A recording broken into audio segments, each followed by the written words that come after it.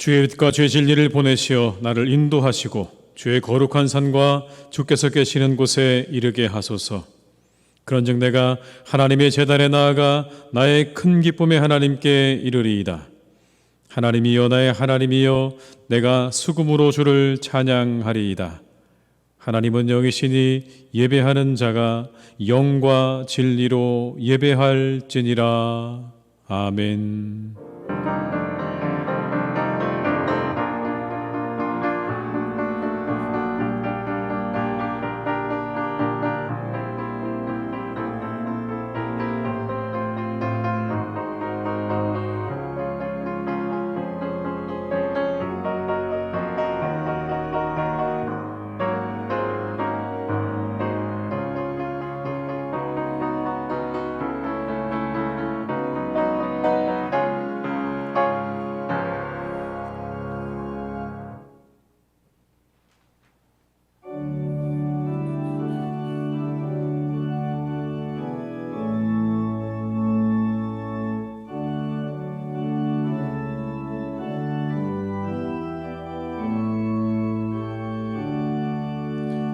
하늘에 가득 찬 영광의 하나님, 온 땅에 충만한 존귀하신 하나님,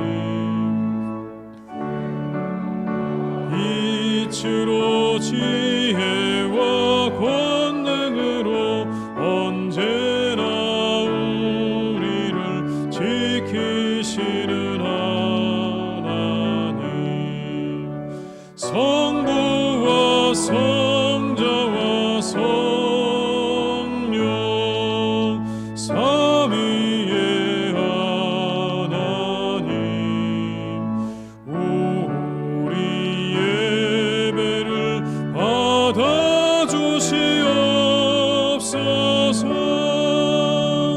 사랑이 넘치는 자비하신 은혜가 풍성한 구원의 하나님, 자회의 심령에 평안을 주시옵고 죄악과 허물을 용서하여 주소서. 찬송과 영광과 생명 구원의 하나님, 우리 예배를 받아주시옵소서.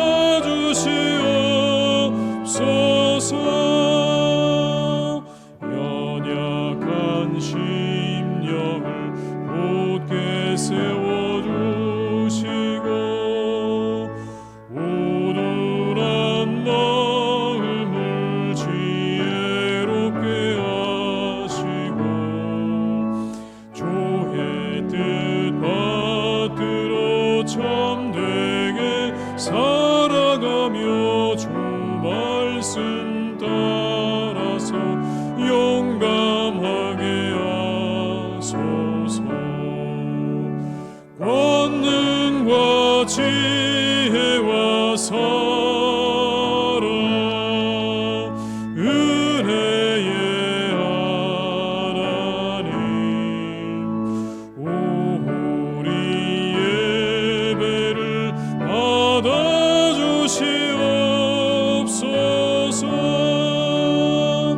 주 앞에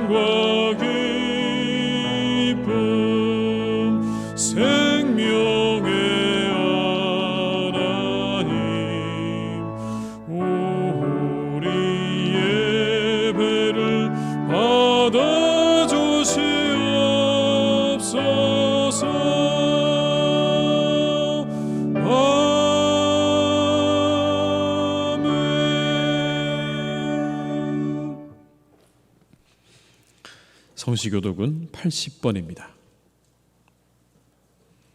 성시교독은 80번입니다.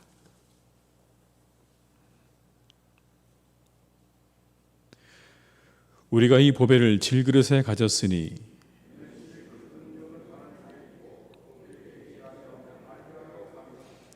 우리가 사방으로 우겨쌈을 당하여도 쌓이지 아니하며 박해를 받아도 버림받지 아니하며 우리가 항상 예수의 죽음을 몸에 짊어짐은 우리 살아있는 자가 항상 예수를 위하여 죽음에 넘겨짐은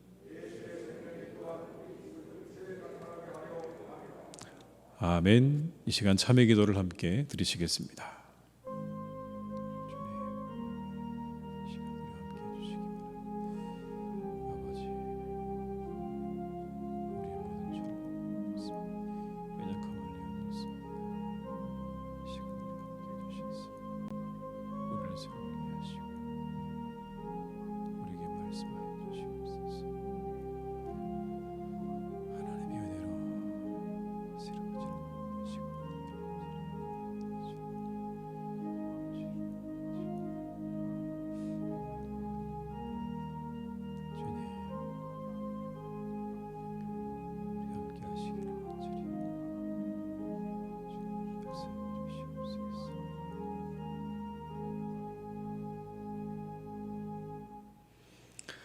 그러므로 너희가 회개하고 돌이켜 너희 죄 없이 함을 받아라. 이같이 하면 새롭게 되는 날이 주 앞으로부터 이를 것이니라. 아멘. 나는 전능하신 아버지 하나님 천지의 창조주를 믿습니다. 나는 그의 유일하신 아들 우리 주 예수 그리스도를 믿습니다. 그는 성령으로 잉태되어 동정녀 마리아에게서 나시고 본디오 빌라도에게 고난을 받아 십자가에 못 박혀 죽으시고 장사된 지 사흘 만에 죽은 자 가운데서 다시 살아나셨으며 하늘에 오르시어 전능하신 아버지 하나님 우편에 앉아 계시다가 거기로부터 살아있는 자와 죽은 자를 심판하러 오십니다. 나는 성령을 믿으며 거룩한 공교회와 성도의 교제와 죄를 용서받는 것과 몸의 부활과 영생을 믿습니다. 아멘.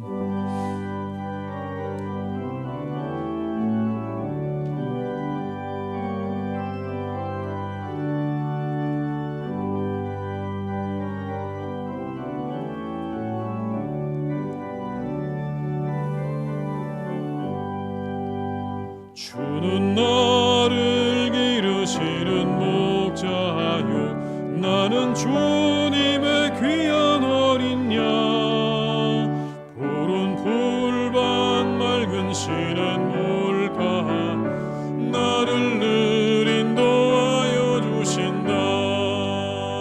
주는 나의 좋은 목자 나는 저를 따라 꼴을 먹여주신 내게 부족함 전혀 없어라. 예쁜 새들 노래하는 아침과 노을 비키는 고운 황혼에 살아가는 나를 언제나 불러주신다. 주는 나의 좋은 목자 나는 그의 어린 양 저를 따라 꼴을 먹여주신 내게 부족함 전혀 없어라. 못된 짐승 나를 해치 못하고 거친 비바람 상치 못하리. 나의 주님 강한 손을 펼치사 나를 주야로 지켜주신다.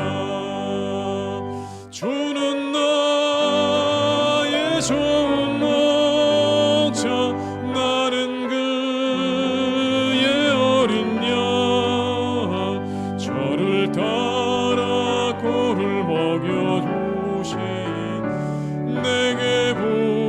악함 전혀 없어라.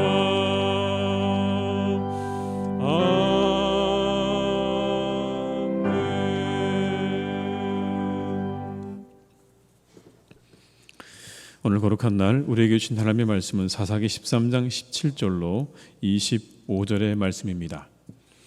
구약 성경 385면에 기록되어 있는 사사기 13장 17절로 25절의 말씀입니다.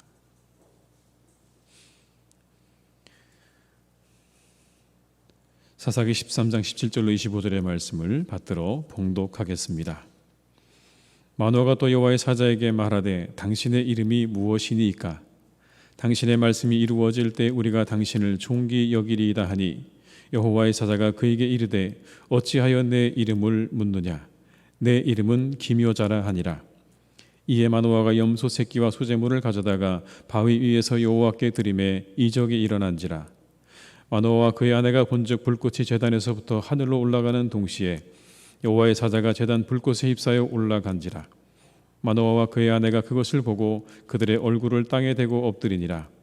여호와의 사자가 마노아와 그의 아내에게 다시 나타나지 아니하니 마노아가 그제야 그가 여호와의 사자인 줄 알고 그의 아내에게 이르되 우리가 하나님을 보았으니 반드시 죽으리로다 하니 그의 아내가 그에게 이르되 여호와께서 우리를 죽이려 하셨더라면 우리 손에서 번제와 소제를 받지 아니하셨을 것이요 이 모든 일을 보이지 아니하셨을 것이며 이제 이런 말씀도 우리에게 이르지 아니하셨으리이다 하였더라.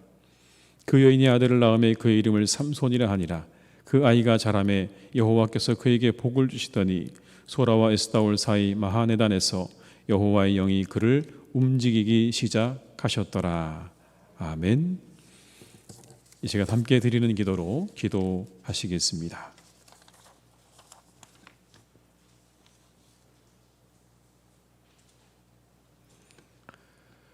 거룩하신 우리 주 하나님, 이렇게 복되고 아름다운 주일을 허락하여 주심에 감사를 드립니다. 분주한 세상 속에 살던 우리를 예배의 자리로 불러주시고 부름을 받아 구별된 몸과 마음으로 나온 하나님의 백성들에게 한없는 자비를 허락하여 주옵소서. 하나님 아버지, 믿음의 사람이 되게 하옵소서.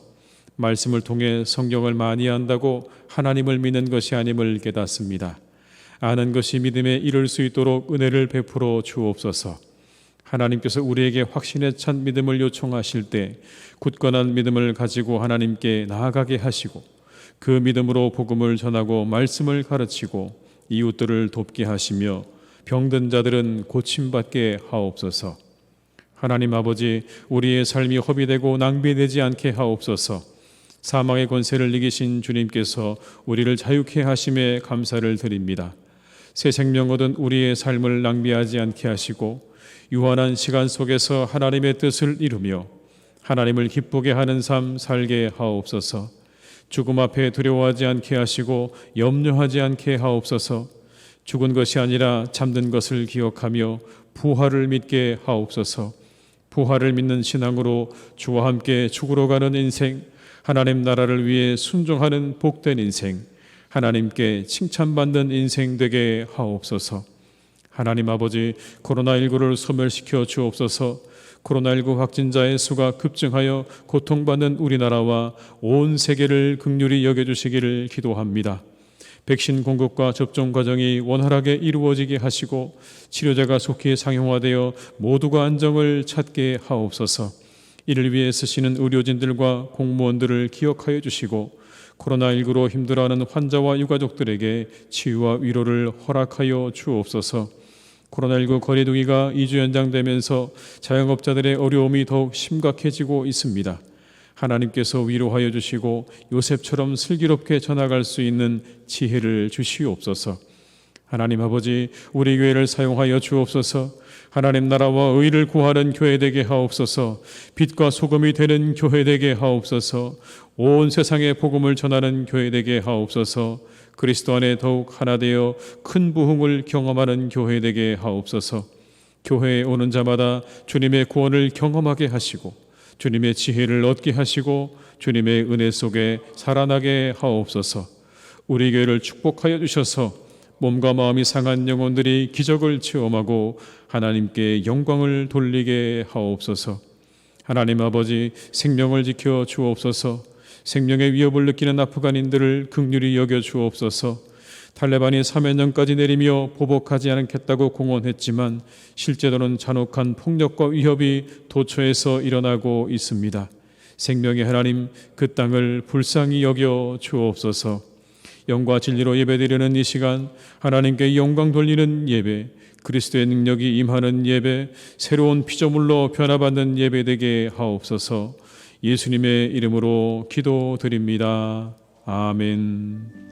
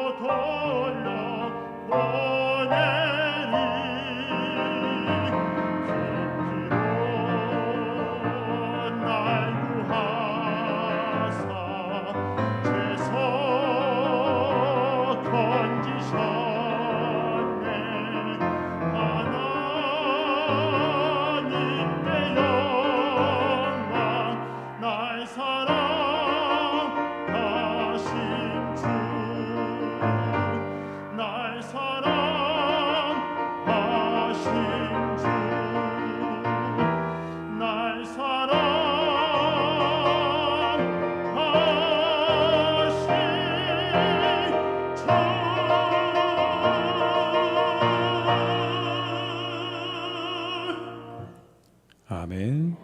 찬송가 50장 1쪽에서 부르시면서 준비하신 예물을 드리시겠습니다.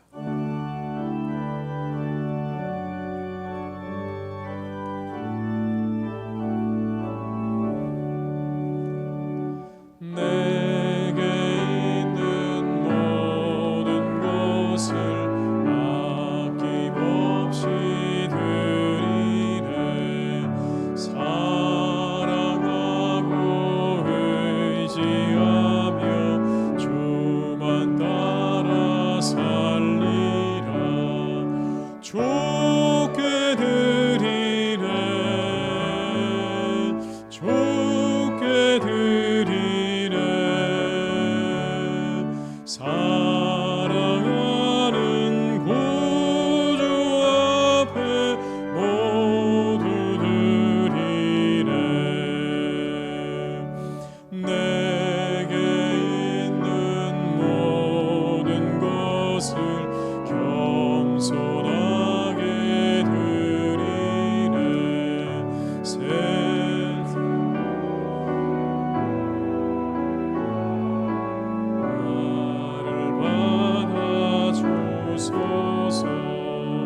좋게 드리네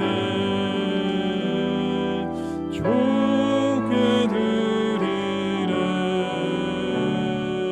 사랑하는 구주 앞에 모두 드리네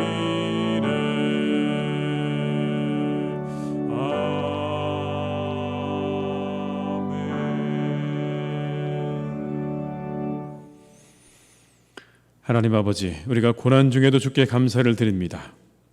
고난 중에도 희망을 보게 하시고 우리에게 소망을 주시는 하나님께 감사를 드립니다. 이때에도 성도들이 주께 마음을 다해 예물을 드립니다. 하나님 아버지, 기쁘게 받아 주시옵소서. 받으시고 한량없는 은혜를 내려주시기를 간구합니다. 과부가 드렸던 두 렙돈 같은 심정으로 드리는 성도들의 예물을 기뻐 받아주시고 이때를 넉넉히 살아갈 수 있는 은혜를 베풀어 주시옵소서. 어려운 중에도 감사할 줄 알게 하시고 자족하는 마음 주시고 일용할 양식과 건강을 주시옵소서. 11조로 감사 헌금으로 선교를 위해 이웃을 위해 그리고 주일 헌금으로 드립니다. 이 예물이 세상을 구원하신 주님을 전하는 복음 전파에 귀하게 사용되게 하여 주옵소서. 세상에 소외되고 낙심된 자들에게 위로와 소망이 되게 하여 주옵소서. 그러나 드리고 싶어도 드리지 못하는 이들을 기억하시고 하나님께 마음껏 드릴 수 있도록 회복의 은혜도 내려 주시옵소서.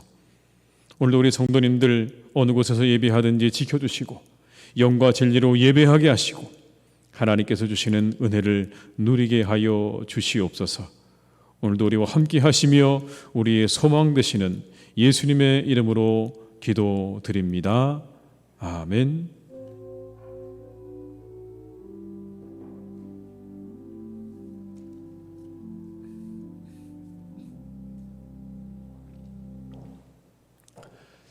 교회 소식을 말씀드리겠습니다. 교회를 위해 계속 기도해 주시기 바랍니다. 하나님 나라 의를 구하는 교회 되게 하옵소서. 빛과 소금이 되는 교회 되게 하옵소서. 온 세상에 복음을 전하는 교회 되게 하옵소서. 그리스도 안에 더욱 하나 되어 큰 부흥을 경험하는 교회 되게 하옵소서라고 계속 기도해 주시기를 바랍니다. 사회적 거리두기 4단계로 예배 참여 가능 인원은 교회 본당 60명을 포함해서 부속 예배실까지 총 120명이 참여 가능하시다는 것 기억하시고 여러분들이 예배 자리로 나와 주시기를 부탁을 드리겠습니다. 코로나19로 어려워진 이웃 상권을 돕고자 합니다. 지역사회를 섬기는 마음으로 참여해 주시기를 바랍니다.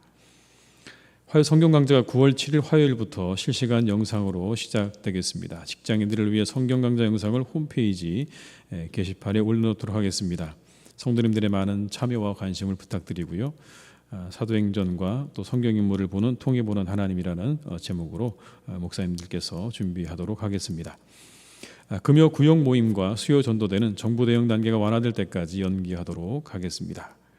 교회학교 여름 성경학교를 위해서 많은 기도와 격려 부탁드립니다. 오늘까지 아동부에서 성경학교가 있겠습니다. 기도해 주시고 또 격려해 주시기를 부탁을 드리겠습니다. 강단 화분을 무명으로 헌물해 주셨습니다. 감사드립니다.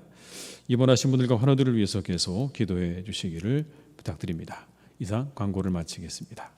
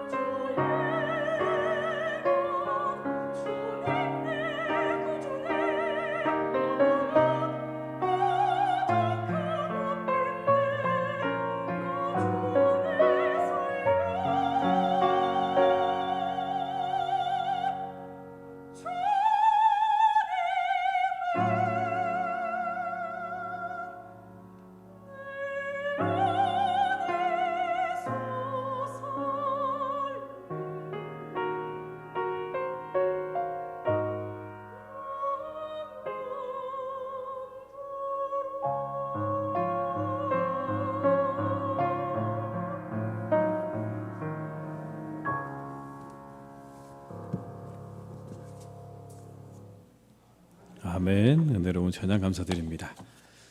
시간 함께 하시는 모든 분들에게 하나님의 은혜가 함께 하실 줄 믿습니다. 현장에서 또 온라인으로 함께 하시는 모든 분들에게 하나님의 은혜가 함께 하시기를 주님의 이름으로 축원합니다. 삼성의 창업주인 이병철 회장이 타계하기 한 달 전에 천주교 신부님에게 내밀었던 종교적인 물음 24개, 그게 24년 만에 공개된 적이 있었습니다. A4 용지 5장에 빼곡하게 적혀 있었던 그 24개의 첫 번째 질문은 이것이었습니다. 신이 존재한다면 왜 자신을 드러내지 않는가? 신이 존재한다면 왜 자신을 드러내지 않는가? 이게 첫 번째 질문이었습니다. 이것에 대한 답을 우리가 이야기하기보다는 저는 그냥 이 하나의 질문을 통해서 우리나라에서 가장 큰 부를 이루었던 그 사람의 마음 속에도 한켠에 하나님에 대한, 절대자에 대한 궁금함이 있었다라는 걸 우리가 확인할 수 있다는 거죠. 그렇게 큰 부를 이루었던 사람의 마음의 한켠에도 절대자에 대한 궁금함이 있었구나라는 겁니다. 최근에 공형진이라는 배우가 신앙생활을 하게 됐다는 그런 이야기를 제가 본 적이 있는데요. 신앙생활을 하게 된 그 동기가 참 재미가 있습니다. 어느 날 갑자기 공황장애가 찾아왔다는 겁니다. 그런데 갑자기 호흡이 곤란해지더라는 거예요. 이게 뭘까? 내가 왜 이러지? 그러면서 한편으로는 괜찮을 거야, 괜찮아 라고 이야기를 하는데 갑자기 그때 자기 입에서 툭 튀어나온 한마디가 있었는데 이거였다고 합니다. 하나님, 저 좀 살려주세요. 그는 불교 신자였거든요. 근데 자기 속에서 갑자기 툭 튀어나오는 말이 하나님, 저 좀 살려주세요라는 그 말을 자기가 듣고 난 후에 이게 도대체 뭘까? 왜 내 속에서 이 말이 튀어나왔을까라고 하는 그것에서 시작되어져서 그가 개종을 했다는 그런 이야기였습니다. 모든 인간들의 마음속에는 여러분 이처럼 하나님에 대한 원초적인 궁금증과 그리고 기대와 인식이 숨어 있는 것 아닐까요? 모든 사람들의 마음속에는요, 그렇게 하나님에 대한 궁금함과 그리고 인식이 숨겨져 있다라는 겁니다. 오늘도 그래서 묻죠. 당신은 누구십니까? 하나님 향해서 묻습니다. 당신 누구십니까? 그러자 오늘 하나님께서 그 질문에 이렇게 답을 하시죠. 어찌하여 내 이름을 묻느냐? 그리고는 답을 주셨습니다. 내 이름은 기묘자다. 기묘자. 여기 나오는 여러분 기묘라는 말은 기이하다, 놀랍다라는 뜻입니다. 말뜻 그대로 기이하다, 놀랍다. 그런 말에서 파생되어진 말인데 기이하고 놀라운 그리고 인간의 능력을 초월하는 그런 뜻입니다. 우리 인간의 능력으로 도저히 우리가 상상할 수 없고 이해할 수 없고 그리고 접근할 수 없다는 그런 뜻이죠. 하나님의 일이 그렇다는 거예요. 기묘하시다. 우리의 이성으로 예측 불가하다라는 거예요. 여러분 그렇죠. 우리가 하나님의 그 놀랍고 크고 위대하신 일을 알아가는 건 그 후에나 비로소 조금씩 알아가는 것뿐입니다. 성경은 그 일부를 기록해 놓은 책이죠. 여러분 이 성경 말고 우리가 하나님의 그 놀랍고 위대하신 일들을 다 기록해서 남긴다면 이 성경 한 권으로 가능할까요? 아니요, 가능하지 않을 것 같습니다. 이 성경은 그렇게 우리에게 하나님께서 알려주신 아주 극히 일부분의 이야기일 겁니다. 블레셋에게 고통당하는 이스라엘을 구원하시는 하나님의 방법도요 아주 기묘하십니다. 오늘 이 본문의 배경은 바로 그 블레셋에게 고통당하고 있는 이스라엘을 구원하시는 장면이거든요. 시작 자체가 기이해요. 왜냐하면 아이를 갖지 못하는 여인에게서 삼손이 태어나거든요. 그의 어머니는 아이를 낳지 못했습니다. 아이를 낳을 수 없는 조건이었어요. 그런데 그 여인에게서 아이가 태어났다. 그가 삼손이었다는 겁니다. 성경에는 이처럼 존재할 수 없었던 사람들의 이야기가 가득합니다. 여러분 이런 사람들이죠. 이삭, 사무엘, 오늘 삼손, 세례 요한, 그리고 예수님까지 이 모든 분들은 존재할 수 없었던 사람들입니다. 이 세상에 있을 수 없었던 사람이에요. 그런데 하나님께서 그들을 이 세상 가운데 있게 하셨죠. 그게 정말 기이한 일이죠.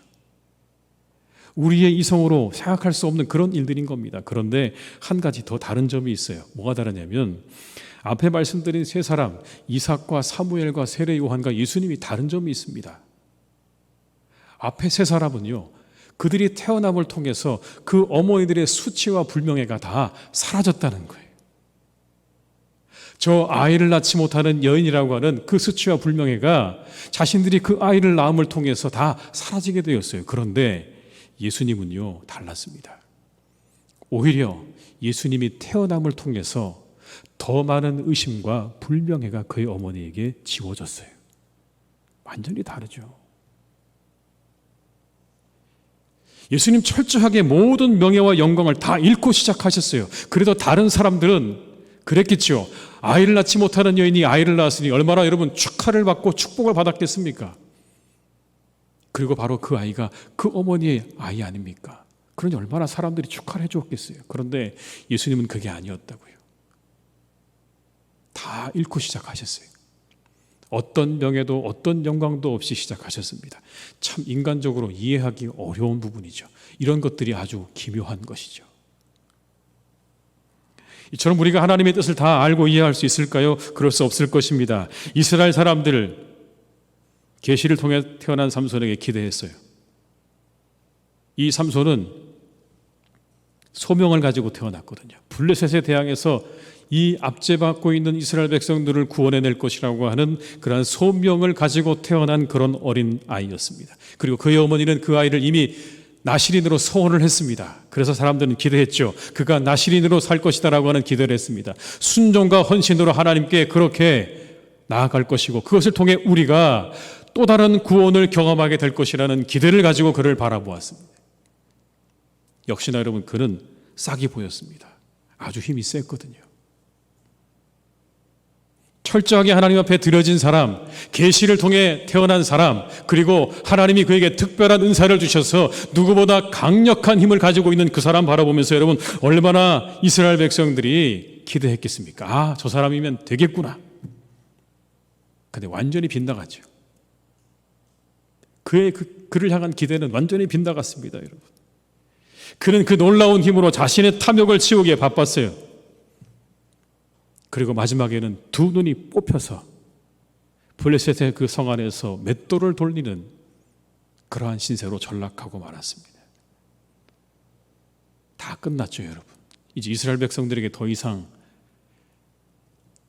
삼손에게 사사로서의 역할을 기대할 수 있는 가능성이 없어졌습니다. 이 말은 더 이상 그를 통해서 자신들이 구원을 얻을 것이라고 하는 가능성이 다 없어졌다는 의미죠. 그런데 그때 하나님께서 이스라엘을 구원하셨죠.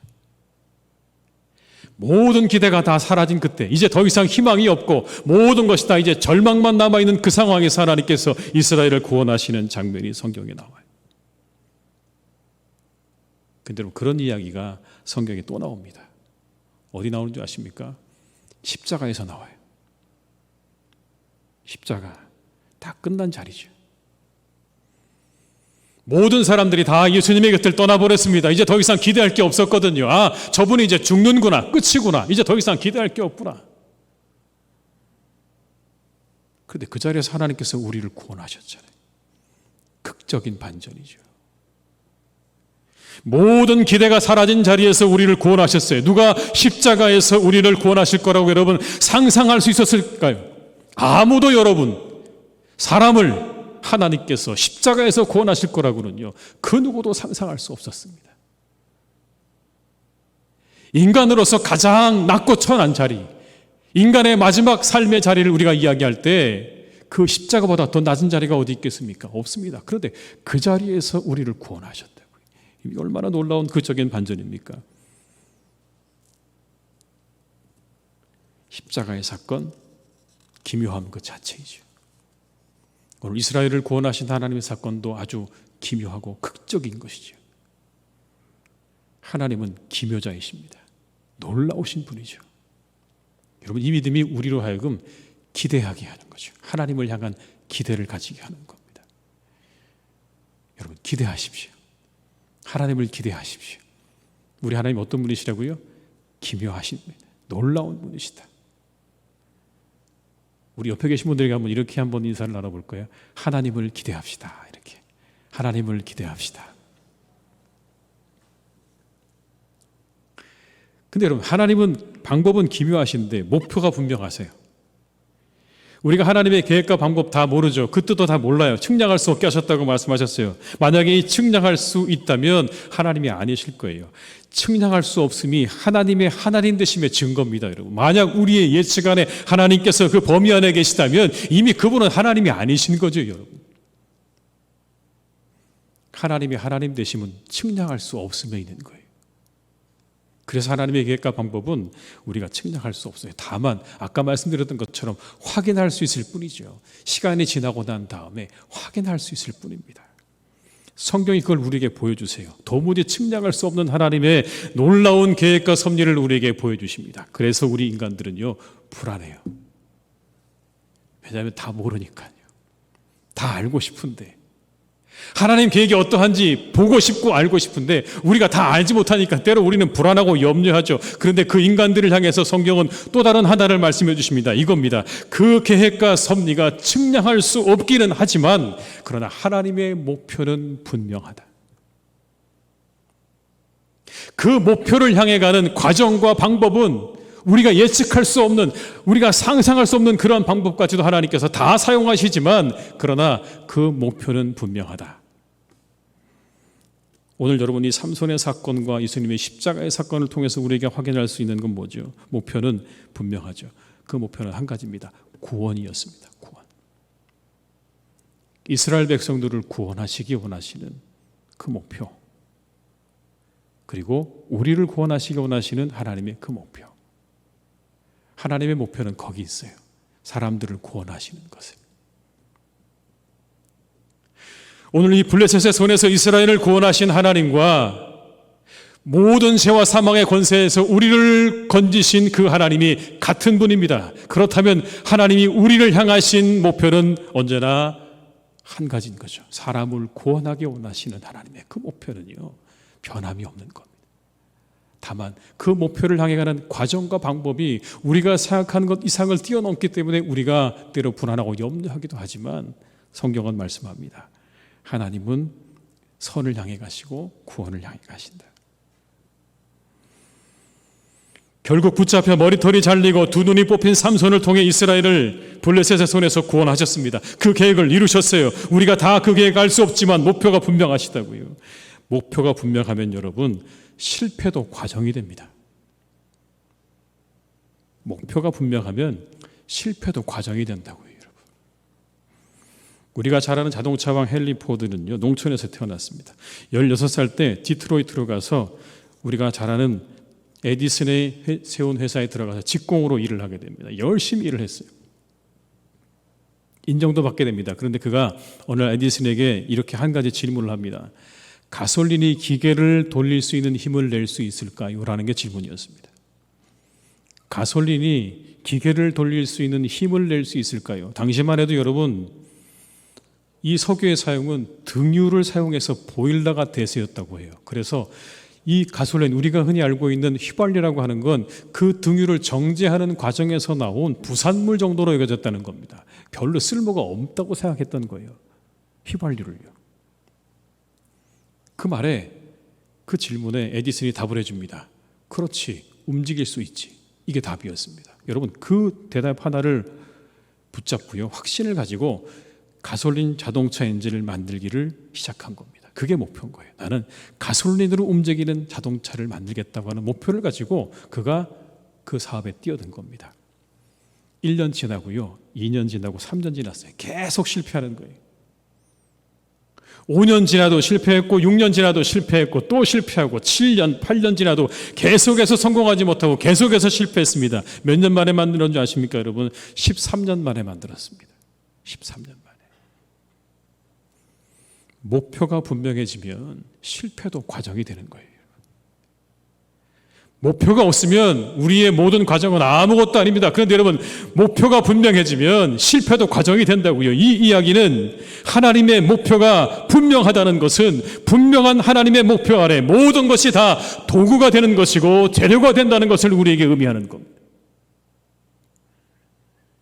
여러분, 한 가지를 믿으십니까?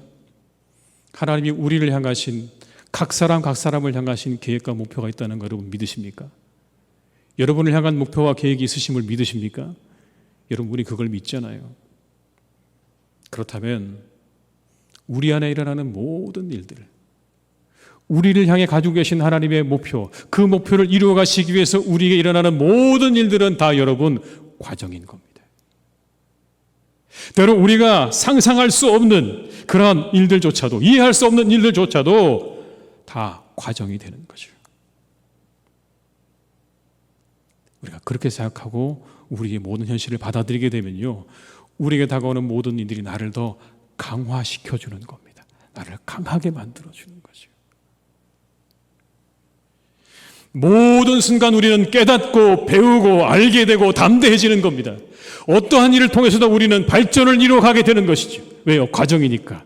목표가 분명한데 그 일 이루어가는 과정이니 모든 일은 다 여러분 우리를 단련시키는 하나의 훈련이고 과정이 되는 거죠. 우리를 향하신 목표를 가지신 기묘자 되시는 하나님을 여러분 신뢰하며 나아가시기를 주님의 이름으로 축복합니다. 그러면 우리에게 일어나는 모든 일들은 다 가능성이 될 것입니다. 과정이 될 것입니다. 여러분, 그런 은혜를 가지고 살아가시기 바라요.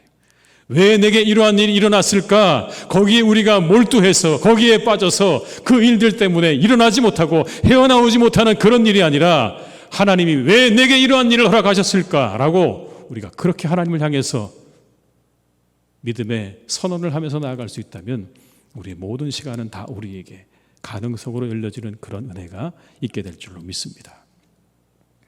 그래서 여러분, 기묘자 되시는 하나님을 신뢰할 때 우리에게는 희망이 생기는 겁니다. 삼손이 사사가 된 이스라엘 백성들의 심정이 어땠을까요? 처음에 기대했죠. 아까 말씀드린 것처럼 기대를 잔뜩 했습니다. 잘 될 거야. 저 사람 보니까 싹수가 있어. 그런데 서슴없이 이방의 여인을 아내로 취하고 사람 죽이는 것을 그냥 정말 너무 손쉽게 하는 그를 보면서 사람들의 마음 가운데 이런 마음 들지 않았을까요? 아, 이제 포기했다. 더 이상은 안 되겠다. 글렀다. 이 블레셋의 압제로부터 벗어날 가능성을 포기할 수밖에 없는 상황이었을 것입니다. 그런데 그렇게 사람들이 생각하고 있을 때 사람들의 생각일 뿐이라는 것이 또 한 번 이 삼손의 사건을 통해 드러나지 않습니까? 하나님께서 이스라엘을 구원하신 방법 아주 놀랍습니다. 놀라운 것 자체예요. 영화의 한 장면처럼 여러분, 그가 그렇게 기둥을 다 무너뜨려서 거기 있던 모든 블레셋 방백들을 다 죽이는 장면이죠. 그런데 우리가 여러분 한 가지 이 삼손의 마지막 간구를 조금 더 살펴볼 필요가 있습니다. 16장 28절의 말씀을 제가 읽어드릴게요. 삼손이 여호와께 부르짖어 이르되 주 여호와여 구하옵나니 나를 생각하옵소서. 하나님이여 구하옵나니 이번만 나를 강하게 하사 나의 두 눈을 뺀 블레셋 사람에게 원수를 단번에 갚게 하옵소서 하고. 여러분, 이 말씀 들으실 때 마음이 어떠십니까? 벅차오르십니까? 저는 사실 좀 실망스러웠습니다. 이렇게 말하죠. 나의 두 눈을 뺀 블레셋 사람에게 원수를 갚게 하옵소서. 여러분, 이게 마지막 삼손의 간구입니다. 복수심에서 비롯된 거예요. 이 마지막 블레셋을 무너뜨리는 이 장면에서 하나님께서 사용하신 건요, 그의 믿음도 아니었고요, 그의 나라를 향한 충성도 아니었어요. 그의 복수심이었어요. 좀 더 멋진 멘트가 나오기를 여러분 기대하지 않습니까? 최근 유해가 돌아온 홍범도 장군이 이런 말을 했다고 하죠. 잘못을 저지르지 않은 사람은 없다. 오직 잘못을 깨닫지 못하는 것만이 사람의 잘못이다. 그렇게 얘기하셨다고 하는데, 여러분 좀 더 우리가 삼손에게 멋진 멘트를 좀 기대하고 있는 건 아니었습니까? 야, 좀 하나님, 저 이방의 블레셋이 하나님을 욕보이고 있습니다. 마지막으로 저에게 힘을 한 번만 더 주십시오라든지, 아니면 압제당하는 우리의 고통을 보시고 하나님, 우리를 좀 해방시켜 주십시오, 우리를 도와주십시오라고 하는 그런 좀 더 그럴듯하고 멋진 명분 있는 그런 말이 아니라 오늘 여러분 아주 적나라하게 이야기합니다. 내 눈을 뺀 원수를 갚게 해달라고 하는 여러분 이 삼손의 간구를 보세요. 여과 없이 보여주고 있죠. 각색되지 않은 이 삼손의 모습을 보여주고 있어요. 그의 간구는 하나님에 대한 믿음이나 나라와 민족에 대한 충성심보다는 복수심 때문이었다는 걸 보여주죠. 인간의 모습을 그대로 보여주고 있습니다. 이게 인간들의 모습인 거죠. 그러나 하나님께는 이 삼손의 복수심마저 뭐가 된 겁니까? 재료가 되었다라는 것을 말씀하는 거죠. 악인도 악한 날에 적당하게 하셨다는 그 말씀처럼 하나님께서는 모든 것이 하나님의 뜻을 이루어가는 재료가 된다는 걸 우리에게 보여주고 있는 거예요. 이 하나님의 기묘하심, 인간의 복수심마저 재료로 사용하시는 기묘하심이 우리에게 소망을 주시는 겁니다. 여러분, 우리에게 희망을 주시는 거죠. 우리의 모든 상황이 언제나 다 좋습니까? 여러분, 그렇진 않죠. 그런데 오늘 여러분 보십시오. 삼손의 복수심마저도 하나님 앞에서 이스라엘을 구원하기 위한 재료로 쓰임받았다고 한다면 여러분, 우리의 어떤 상황도 어떤 환경도 우리의 어떤 것도요, 다 그건 다 하나님 앞에 재료에 불과한 겁니다. 도구에 불과한 거죠. 어떤 상황에도 우리는 절망하지 않죠. 하나님의 놀라우신 계획과 방법이 있음을 믿기 때문에 우리는 어떤 상황에도 여러분 낙심하거나 절망하지 않습니다. 우리 교회 세워진 거 보세요. 실향민들을 위해 준 건축 자재로, 집을 지으라고 준 건축 자재로 세워졌다고 말씀드렸잖아요. 어떻게 여러분 이곳에 그렇게 교회가 세워질 줄 여러분 아셨습니까? 이곳에 그렇게 교회가 생겨날 줄 꿈에도 몰랐어요. 하나님의 뜻과 섭리는요, 참으로 놀랍고 놀라운 겁니다. 우리의 기대를 깨시기도 하지만 우리의 기대를 넘어서 있기 때문에 우리는 하나님을 신뢰할 수밖에 없는 거예요. 만약 우리의 기대가 깨지지 않는다면 우리는 전적으로 하나님을 신뢰할 수 없을지도 몰라요. 왜요?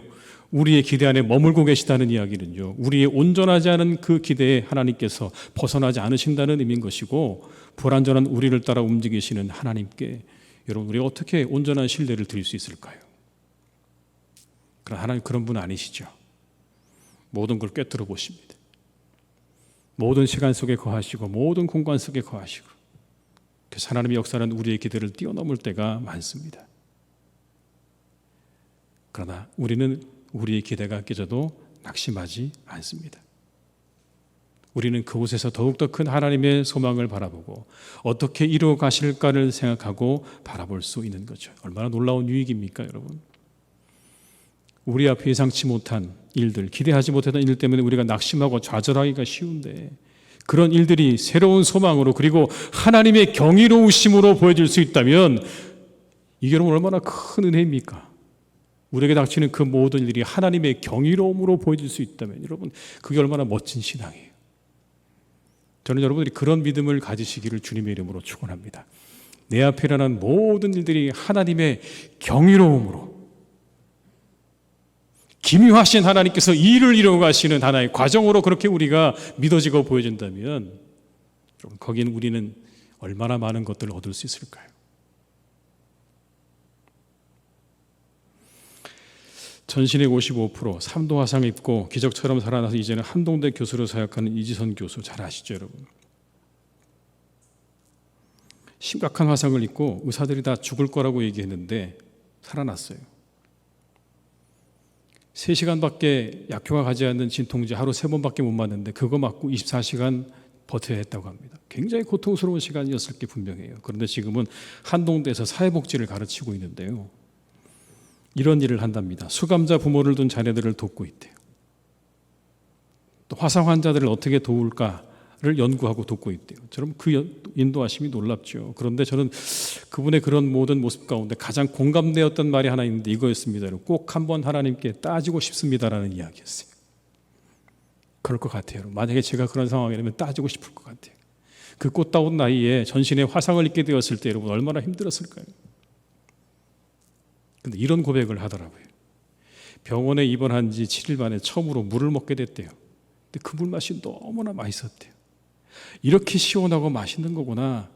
한 번도 물이 그렇게 맛있다고 생각해 본 적이 없었는데, 그 이후로 아주 심각한, 보통 사람들은 상상할 수 없는 그런 고통의 시간들을 지나게 되었다고 합니다. 근데 그때마다 여러분 물맛을 기억했대요. 그때 먹었던 그 물맛을 기억했대요. 살아있기 때문에 누릴 수 있는 그 시원한 물맛 같은 소소하고 사소한 것들에 엄청난 행복이 있다는 것을 알게 된 그 은혜로, 그 작고 사소한 것들에 하나님의 은혜가 있다라고 하는 그 놀라우신 은혜로 그 어려운 시간들을 잘 이겨낼 수 있었다는 그런 이야기였습니다. 그래서 그 어머니하고 함께 이렇게 얘기했대요. 하루 한 가지씩 감사하자. 숟가락으로 밥 먹을 수 있는 것 감사했고, 어느 날은 단추를 잠글 수 있는 것에 감사를 했고요. 어느 날은 걸어서 화장실에 갈 수 있는 걸 감사했대요. 그렇게 감사하다 보니까 그 어려운 시간들을 잘 이겨낼 수 있었다는 그런 간증이었습니다. 놀라운 은혜죠. 생각해 보았어요. 만약 제가 저런 상황이었다면 어땠을까? 정말 특별한 인생이라는 생각도 들었어요. 그리고 그 사람의 인생의 고난의 의미가 뭘까? 그 고통과 고난을 내가 다 알 수는 없지만 여러분, 그를 통해 깨닫게 되는 것 하나는 고난도 깊었지만 은혜도 깊었다는 거예요. 그 깊은 고난만큼 그 은혜도 깊었어요. 그리고 이제는 그 고난의 시간, 그가 받았던 그 깊은 하나님의 은혜를 세상의 사람들과 함께 나누는 삶을 살고 있는 거죠. 조심스럽게 저는 그런 생각이 들었습니다. 비록 그가 그렇게 고통스러운 시간을 지나긴 했지만 그를 향한 하나님의 계획은 거기에 있었던 건 아닐까. 기묘하신 하나님께서 세상의 사람들에게 은혜를 주시기 위해서 그렇게 어려운 시간을 지나서 다른 이들에게 생수와 같은 하나님의 은혜를 전할 수 있는 삶으로 인도하심 속에서 기묘자 되시는 하나님을 발견하게 되는 거죠. 정말 기묘한 일이죠. 예측할 수 없고 상상할 수 없어요. 그 자신 역시도 여러분, 망가져버린 자신의 삶을 인도하실 하나님의 놀라운 역사를 기대하지 못했다면, 내가 이렇게 다 망가져버렸는데 하나님 도대체 나를 왜 이렇게 만드셨습니까? 라고 원망만 하고 있었다면 그는 아무것도 이루지 못했겠죠. 그러나 그 속에서 하나님께서 나를 이루어 가실 뜻을 기대하고 기묘자 되시는 하나님, 이렇게 망가져버린 내 삶을 통해 뭔가 이루시기 원하시는 하나님을 기대할 때 그는 정말 하나님께서 사용하시는 멋진 도구가 되었다는 그런 이야기 아니겠습니까? 하나님의 은혜가 어디 머물까요? 기묘자 되신 하나님을 기대하는 자에게 하나님의 은혜가 머무는 줄 믿습니다. 사랑하는 교회 여러분, 놀라우신 하나님의 은혜를 기대하시기 바랍니다. 날마다 여러분의 삶이 경이로움 가운데 살아가시기를 주님의 이름으로 축원합니다. 오늘도 내게 주셨구나. 오늘은 어떤 일이 있을까? 하나님이 나를 빚어가실 텐데 오늘은 내게 하나님께서 어떤 일들을 허락하셨을까? 어떤 놀라운 일들이 나를 기다리고 있을까? 우리가 그렇게 바라보면서 날마다 은혜 가운데 살아가시는 우리 복된 성도님들이 다 되시기를 주님의 이름으로 축원합니다. 기도하시겠습니다. 아버지 하나님, 기묘자 되시는 하나님을 우리가 믿고 나아갑니다.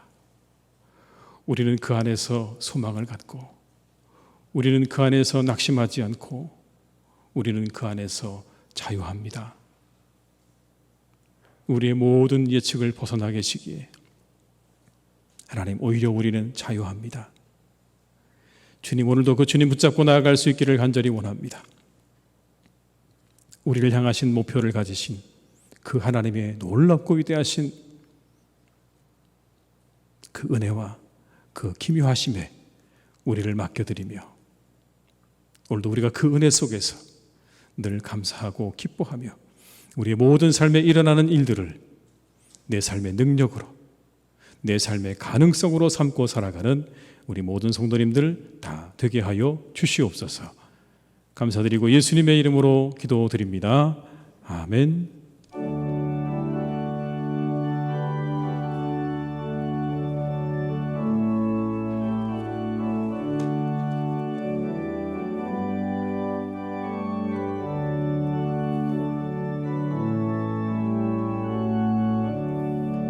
그 크신 하나님의 사랑 말로 다 영영 못하네. 저 높고 높은 별을 넘어 이 낮고 낮은 땅 위에 죄범한 영혼 구하려 그 아들 보내사 화목제물 삼으시고 죄 용서하셨네.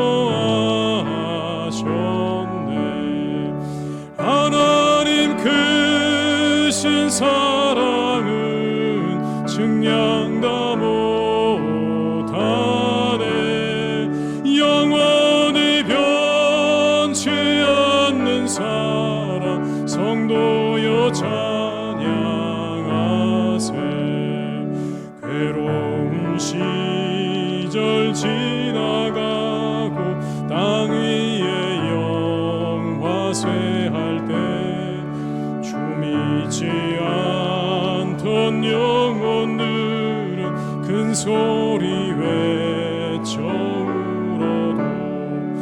주 믿는 성도들에게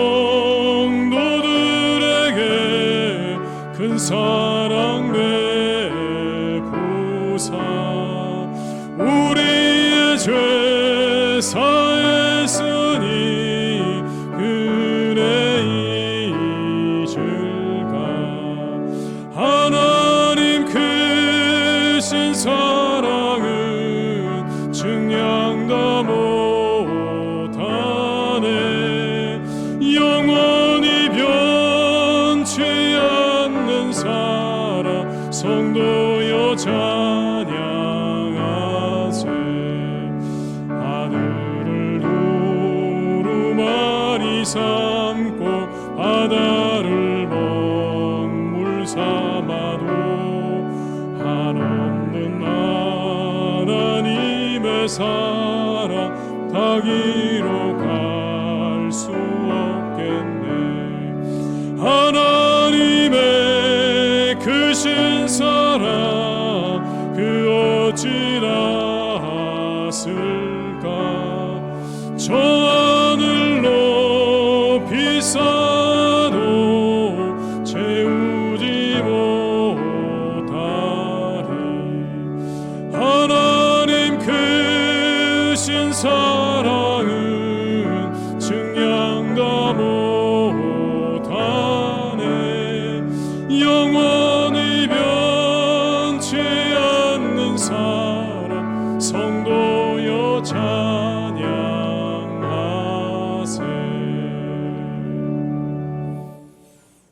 지금은 우리 주 예수 그리스도의 은혜와 아버지 하나님의 크신 사랑하심과 성령님의 교통하시며 인도하신 은혜가 이 시간 하나님 앞에 예배하며 기묘자 되시는 하나님을 믿고 신뢰함 가운데 모든 것을 가능성으로 받아들이고 그리고 모든 것 안에서 자유하고 기뻐하며 살기로 다짐하며 세상으로 나아가는 우리 모든 교우들과 가정과 일터 위에 우리 교회 위에 나라와 민족 위에 온 열방 위에 이제와 영원토록 함께 하시기를 간절히 축원하옵나이다. 아멘.